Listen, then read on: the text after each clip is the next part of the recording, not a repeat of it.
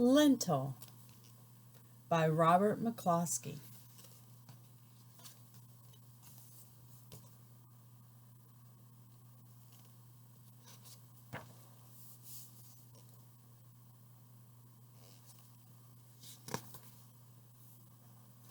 In the town of Alton, Ohio, there lived a boy named Lentil.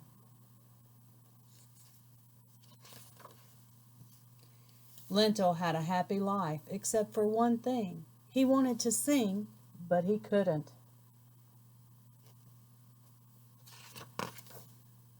It was most embarrassing, because when he opened his mouth to try, only strange sounds came out.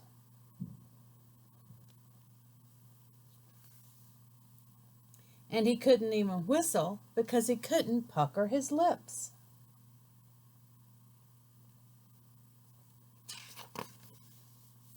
But he did want to make music, so he saved up enough pennies to buy a harmonica.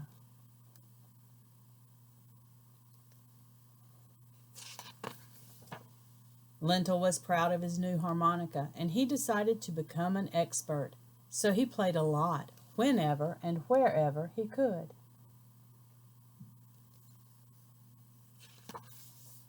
His favorite place to practice was in the bathtub, because there the tone was improved 100%.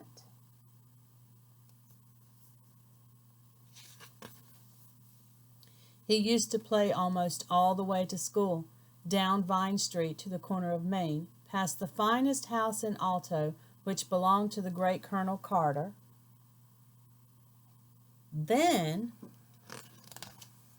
past the drugstore and the barber shop and the Alton Library, which was a gift of the great Colonel Carter.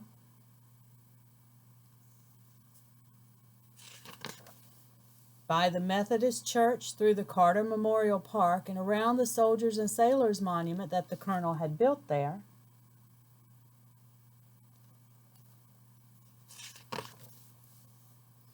Then Lentil would stuff his harmonica into his pocket and take a shortcut up the alley behind the hardware store so he would not be late for school.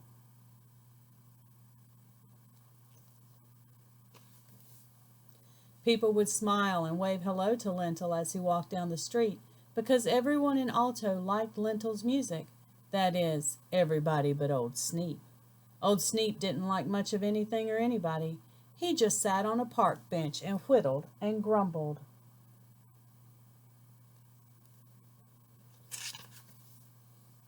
One day the news got around that the great Colonel Carter, who had been away for 2 years, was coming home. People began to plan a grand welcome. But when Old Sneap heard the news, he said, "Humph, we was boys together. He ain't a mite better than you or me, and he needs taking down a peg or two." Sneap just kept right on whittling, but everybody else kept right on planning. Colonel Carter was the town's most important citizen. So the people hung out flags and decorated the streets. The mayor prepared a speech. The Alto Brass Band put on their new uniforms, and the printer, the grocer, the plumber, the minister, the barber, the druggist, the iceman, the school teachers, the housewives, and their husbands and their children. Yes, the whole town went to the station to welcome Colonel Carter.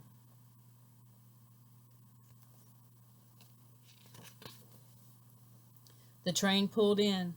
The musicians in the band were waiting for the leader to signal them to play.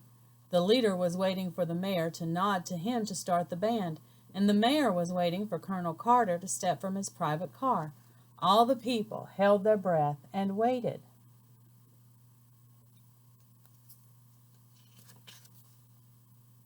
Then there was a wet sound from above.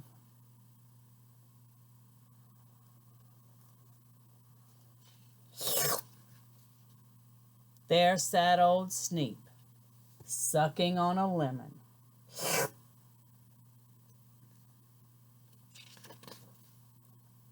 Old Sneap knew when the musicians looked at him, their mouths would pucker up so they could not play their horns. The whole band looked up at Old Sneap. The mayor gave the signal to play, but the cornetist couldn't play his cornet. The piccolo player couldn't play his piccolo, the trombone player couldn't play his trombone, and the tuba player couldn't play his tuba because their lips were all puckered up.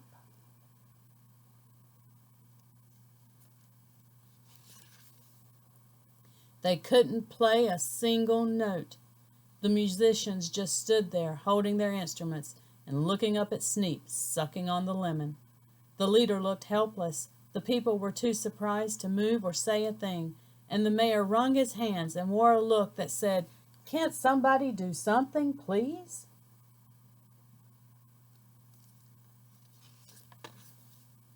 As Colonel Carter stepped from his car, the only sound was the noise of Sneap's lemon.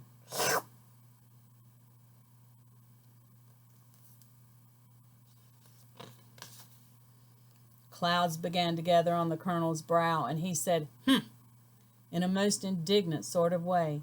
Of course, Lentil's lips were not puckered, and he knew that something had to be done, so he took out his harmonica and started to play "Comin' Round the Mountain When She Comes."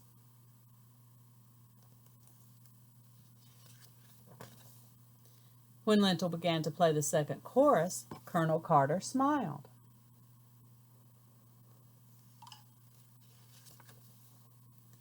Then he let out a loud chuckle and began to sing, "Driving 6 white horses when she comes."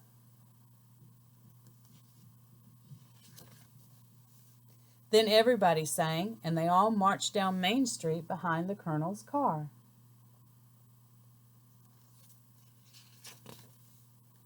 Lentil rode with the colonel, who took a turn at the harmonica when Lentil's wind began to give out. He said that he hadn't played one since he was a boy, but he did very well considering.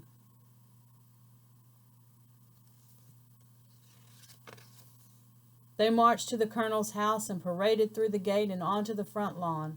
The mayor's committee served ice cream cones to all the citizens, and Colonel Carter made a speech saying how happy he was about such a fine welcome and how happy he was to be home again. When he said that he was going to build a new hospital for the town of Alto, everybody was happy, even old Sneap. So you can never tell what will happen when you learn to play the harmonica.